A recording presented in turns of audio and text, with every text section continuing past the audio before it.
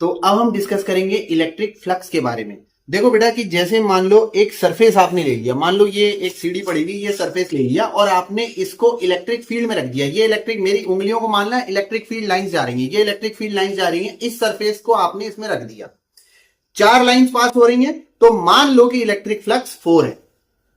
अब एक और चीज समझो, ये सरफेस को ऐसे रखा है तब तो ज्यादा लाइनें पास हो रही हैं, एंगल चेंज करता जाऊंगा, ऐसे कर दूंगा तब तो लाइन पास ही नहीं होंगी।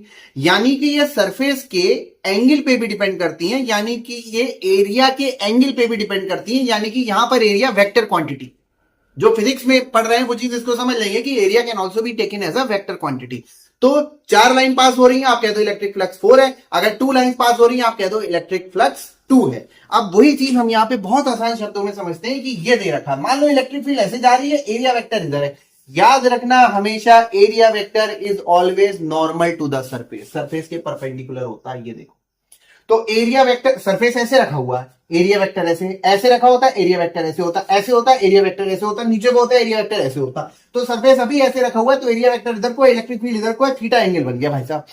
तो पहली बात याद रखनी है इलेक्ट्रिक फ्लक्स के बारे में, बस इतना याद करना है, बस टॉपिक खत्म कि ये स्केलर क्वांटिटी है। फ्लक्स का फॉर्मूला क्या होता है, E vector dot A vector.